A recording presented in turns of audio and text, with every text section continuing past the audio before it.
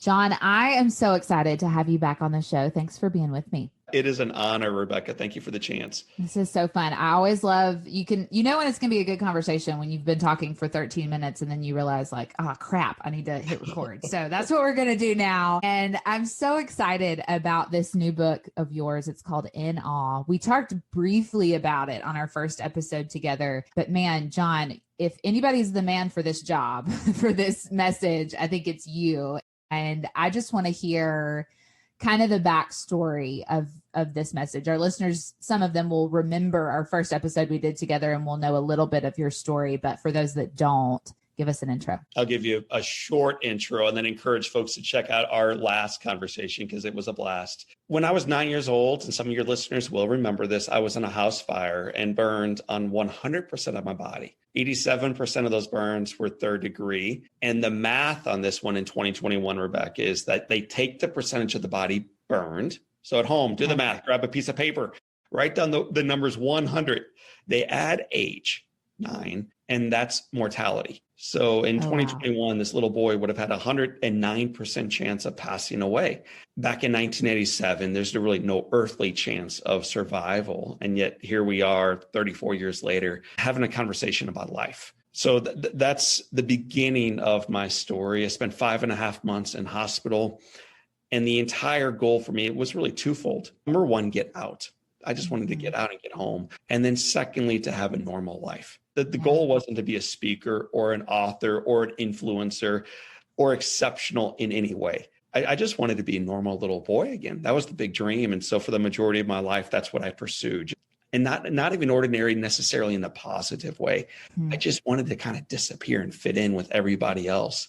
And when my life really changed was when I'm like 28 years old, a group of Girl Scouts had heard about my story. And one of the little third graders asked Mr. O'Leary, that's me apparently at age 28, would you speak to my troop? And so I said, yes, even if you don't feel like worthy, even if you don't feel like you know how to string together a couple sentences, my mom and dad had taught me the answer is yes. To serve. Yeah. And so I said yes. And I spoke to these little girls. That was my first speech, led to another one and then another one. And in the last 17 years, I've spoken to a couple million people live, far more than that virtually, 50 states, a couple dozen countries. The story of redemption and the story of overcoming, but ultimately the story of recognizing there's more for you in your life. Yeah, that's so good. Okay, you'll remember that. Well, you won't remember this because I was in the crowd and you were speaking, but I told this in our first episode together. My first exposure to you was at an HR conference back, it was at SHRM. It was back like 5 or 6 years ago.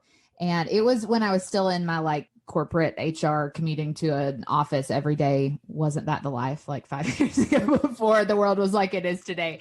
But I went to SHRM and it's a great conference, amazing conference, but it was a lot of HR, right? And I remember looking at the schedule and whatever slot you were in, there's the 7 keys to a great benefit plan and, all these other things. And then it's like John O'Leary. And I remember talking the friend I was with into going to your session. And I just remember sitting there like weepy crying as you told your story. And so it's funny to look back on now because when I started the podcast, this is unrelated to everything you just said. When I started the podcast, I made a list of just like, hey, it'd be really fun to talk to, these people. You have a podcast yourself, so you get it. And you were one of the first people outside of fellow writer friend that I met at a conference or whatever that said to coming on the podcast a year and a half ago, which it's funny looking back now because I remember being so nervous to talk to you for the first time. Because when you're like learning how to be a good interviewer and I'm still learning. Have no idea. Yeah, we all are. But you remember those interviews where you're sitting there on Zoom before the person gets on and it's like one of your heroes for whatever reason, right? Like their story, what they have to share, their book, etc. And so anyway, I have just always been a fan of how you have allowed God to work through what you've been through, how you inspire people as a result of that. So I love this message. I'm excited about it. So, well, and let me just add. So first, thank you. Like I don't take anything you just said there for granted. And I also don't take anything that you said there as if I did it. I'm the recipient of amazing grace and profound love and people who kept showing up in my life serving me. Yeah. So anything that I've ultimately been able to achieve, it's on the shoulders of giants like my mom and dad. You know their story from our previous conversation, and my siblings and the staff and volunteers and prayer warriors and a whole lot of other folks who just served me. So when I get a call, whether it's from a big network or from Rebecca or anybody else, we try to say yes, because it's good, man. Like, it's good. And if you can influence, as you and I were talking about before you hit record, one person, in my world, that's a win. And if you can do that again, now you got 2, that's huge. You've got 3, now we got something. So when I think about changing the world, which I'm after in a mighty way, it's actually not in the next presidential election that I care about. It's actually not next in a year and a half at the next senatorial run. I think you change the world one life at a time. So that's what you and we're trying to do that work together today. And then when the interview ends and I go off for a coffee and meet with a barista and love her, it's on again. And so all day long, it's how do we have interactions that lift the life of the one in front of you? That's so good. Okay. There are several sort of themes in this new book that I'm really excited about. We can't talk about them all, but I cherry picked a few, and there's a story. It's sort of a why not story that you tell in the book.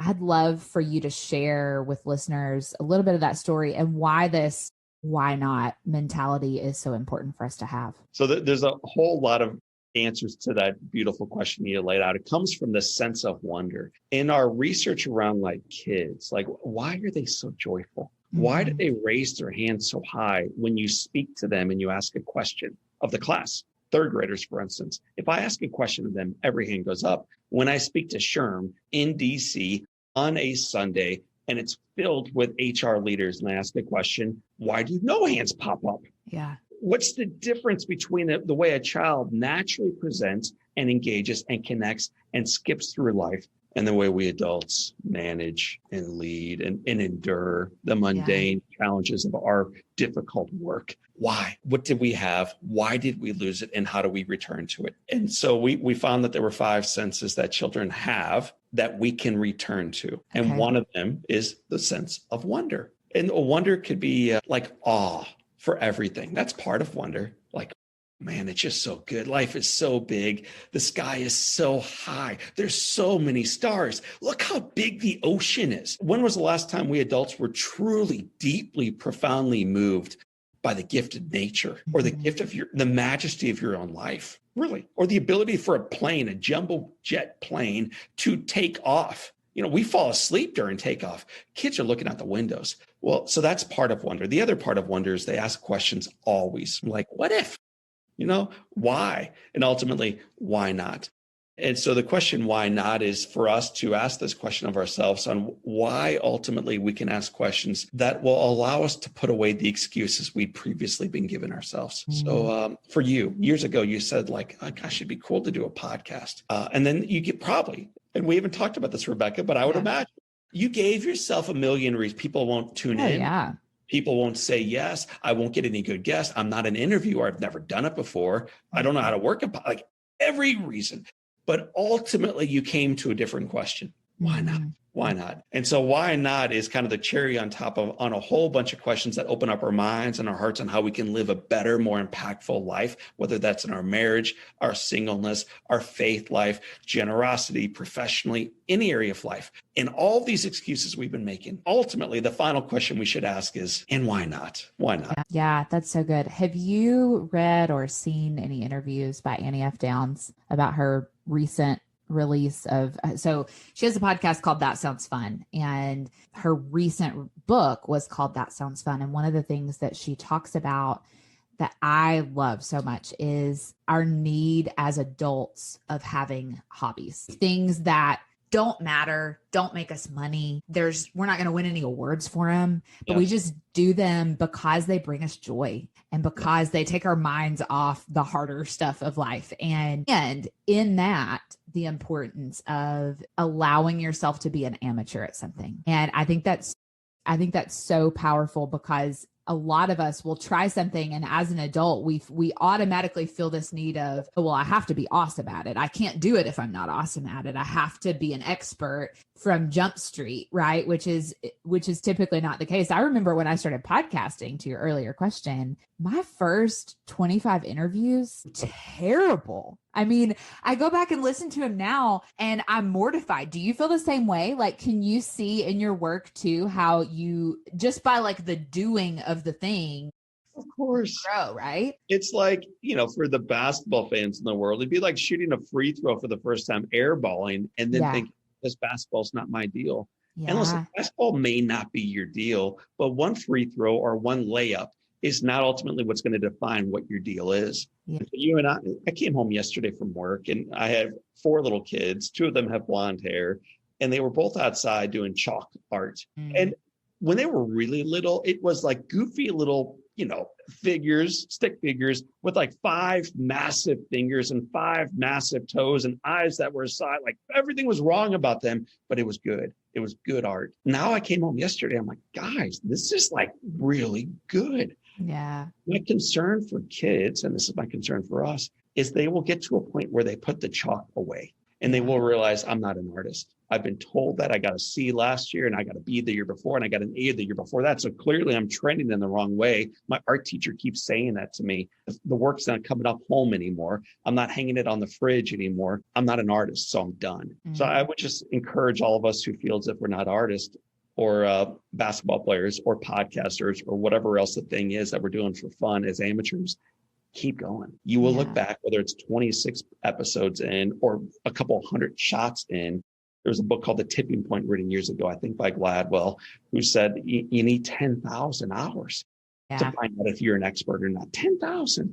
So keep playing and don't ultimately create to become an expert. Create because it's fun and it lends itself to creativity and connection and ultimately the reduction of stress. Like what a gift to just be free of that weight for an hour. Yeah.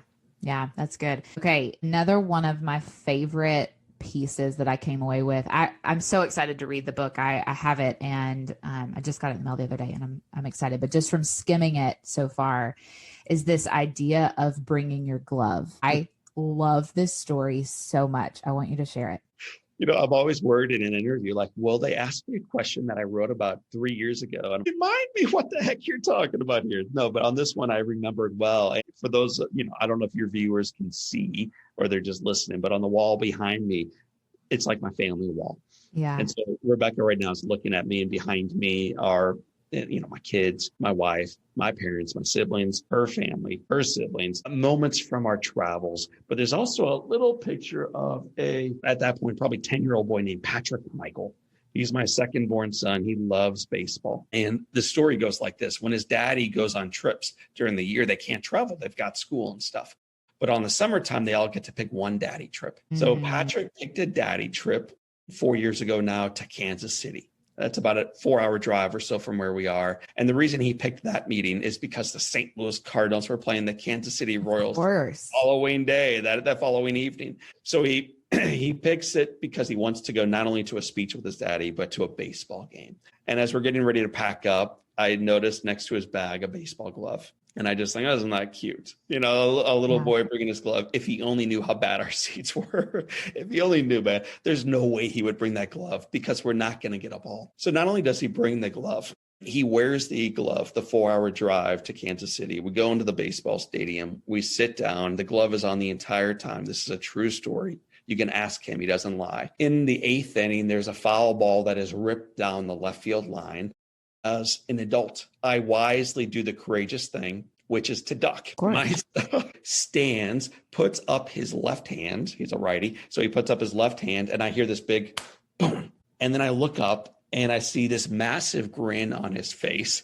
And he's got the glove. And inside the glove is a baseball. And I remember thinking to myself, if he only knew how lucky he was. If he only knew how lucky he was. But the thing about luck is, if you don't bring the glove, it's less likely you're going to be lucky. If you don't watch every single pitch, it's less likely you're going to be lucky. If you're not ready while everybody else is kneeling and covering themselves for protection and out of fear to stand and rise out of faith, it's far less likely that you're going to ultimately be lucky. And so I think Patrick was proving to us this on that day. And by the way, you're pulling that story from sense number 2, which is expectancy, which is this belief that what you look for, you find. There's science around this. The news, for instance, does a phenomenal job seeking tragic stories. Every night, believe it or not, every night they are able to report out on the very thing they saw throughout the day. The shootings and the fires and the puppy mills and everything else bad in society. They sought it and they find it. Patrick, not only at baseball games, but in life, seeks the good. Yeah. And he brings his glove. And it never surprises him or me when he finds it. To put a quick bow on this story, the following year we went to Pittsburgh, brought his glove. And this is a true story. It's crazy, I know, but it's a true story. He caught a home run ball that time. Crazy. Catches balls when they're that far in the outfield. Well, he did. And then the following year, this is a true story. I know this sounds like, John, now you're just making it up. There was a foul ball hit down the left field. We're in Cincinnati. It's a blowout game. It's 147 degrees. I'm melting. I'm miserable, but the glove is on. A foul ball is hit down the line. The third base coach catches it, flips it to the kids in the stands. Patrick stands, and he comes home with the third consecutive ball. What you seek, you find. You don't always get it, but you far increase the likelihood of you ended up, in quotes, being lucky. Yeah, that's so good. And if he wouldn't have brought his glove, he couldn't have caught the ball. I mean, it's just, there's so many pieces of that we can take and put into our lives. I love that so much. Okay. So shifting from the book a little bit, how we talked about this a little bit before we got started, but in terms of speaking and all the things that we both do, right? Like, what is John's life like right now? Are you getting back on the road? What's new and what are you excited about right now? So I'm excited about serving, which sounds so odd, but it is true. And serving the one in front of us. When COVID happened, 96% of our speaking revenue disappeared starting like March 13th. Yeah. And as a guy who's built a business and a platform through that lens, that's painful. But we wanted to not only write about in awe and write about generosity and write about a spirit of compassion and vibrancy, but to live it. So Beth and I made a commitment early on to model this, not only in the way we talked about challenges as a family, together as a couple. My wife her name is Beth, but also the way we modeled it with our kids. And so we were thinking early on, like, man, how do we do this well? And so one of the things we did is we decided to give away 100% of the profits in the weeks leading up to the sale of the book In Awe to a charity that models this. And for us, they're called Big Brothers, Big Sisters. As racial tensions and poverty issues and everything else was unfolding last year due to COVID and due to a whole lot of other things in our society, one organization that I think does a phenomenal job can like building the bridge, making an actual difference one at a time is Big Brothers, Big Sister. So we decided, hey, everything that comes through, we're giving away. At a season when it would have been better, I think, for us to just hoard. But at the end of the day, we were able to write a check for $30,000 to Big Brothers and Big Sisters, and they were able to make a mighty difference in the community for people that actually needed that. Like we're fine. We really are fine. So that was something really cool we were able to do as a family. It also led eventually to us coming off the road, where I spent a lot of my time previously, Rebecca, and doing a whole lot of work virtually. So for the past 15 months, we've spoken hundreds of times to organizations around the world. We've been in Paris and Madrid, but without being on any airplane. So that's been really, really, really cool to do work that matters, to encourage people, to give them actual tactical steps, and to be home for lunch and to be home for dinner, and to be a better spouse and a better son and a better dad. So that's been cool. What's coming out of this next then is, the airports are beginning to open up, but we don't want to lose sight of what we learned. I don't want to say yes to everything. We want to make a difference in the community. We want to say yes to the right organizations on the road. But what we learned perhaps more than anything else is like the opportunity to love the one in front of you. And so I've hired someone to work full-time in this office, our community developer, and his job, Matt Miller is his name. His entire job is to receive the needs that are coming in and to say yes to them, to hear the story of the widow and to serve her, to hear the story of the family that lost a 1-year-old in a pool last year, and to figure out a way, man, what can we do for this little boy named Ambrose, to just take story after story after story and one by one try to make a difference for them. So we're going to continue to do the work as a speaker, and I run a show called the Live Inspired Podcast, and we've got a couple books out there in the marketplace. But I think our best work is going to be done in the trenches with one person. Yeah. I remember having a conversation with my husband, not super far into COVID, and he shared something with me that was so impactful to me. And think about the life of Moses. And he said, most of the days of our lives, especially right now, being in the thick of COVID, he said, most of those days are not going to be burning bush days, if you think in Moses terms, right? And that's so true. I remember being at the grocery store and, other than running into maybe a church member here or a friend there, the girl who checked me out at the grocery store was one of the only people that life on life I was able to share the love of Christ with, to encourage. And I remember one particular time I was standing in line and I realized that girl is the same girl that has checked me out for the last, I don't know how many weeks in a row, but I don't know her name. I don't know anything about her. And so I just remember that being a time where I just began to ask God, hey, show me how I can love her well in this moment. And in moments like this that I typically pass by, I think one of the great things that the pandemic gave me was just a greater awareness of the moments that I miss when I was in the midst of just normal, busy, whatever that means, life. You know what I mean? I do know exactly what you mean. And the chance for you to slow down and then to think through, so how do I slow down long enough to influence someone else's life for good? One thing COVID, I think, showed all of us is that many folks were able to work safely from their basements, hunker down, they refer to it as. Yet that girl was at the grocery store every day, and people are coming by, breathing and coughing and everything else on her as she's checking us out. And there were boys in the back stocking shelves, and there were guys driving trucks, making sure that the green beans were there. And there were guys processing chicken and pork to make sure that you and I had our sandwiches in front of our kids. So for me, it just humbles me, man, to recognize what exceptional leadership looks like, because it's usually not the folks who are speaking at the SHRM conference. No offense to guys like me who fly in and fly out and wear nice suits when we're in front of audiences. It is the least among us, man, who are not at all least. They are making such a difference. They always have. But during COVID, we got to celebrate their work at a higher level. And so I just hope we never forgot what selfless leadership looked like in action, because that's what fed us when everybody else was too scared to leave their house. Yeah, it's so true. That's so good. Okay, before we head on over to our Patreon community, John, I want to give you the chance to just share with everybody how they can connect with you and all of the awesome stuff you're creating. So my website is called JohnO'LearyInspires.com.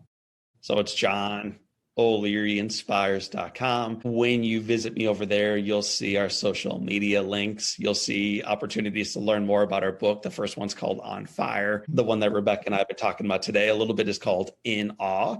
I've got a great podcast called the Live Inspired Podcast with John O'Leary. And even throughout those pages, you can read not only more about me, but our work in the community. So that's called JohnO'LearyInspires.com. Awesome. Good deal. Well, I am so grateful for you. And I just want to thank you again for being with me today. Well, I'm looking forward to partying with you and your Patreon members. So I know it's going to be a packed house, but for those who aren't yet with us, let your fingers do the walking right now and join us on the after hours with Rebecca and John. Yes.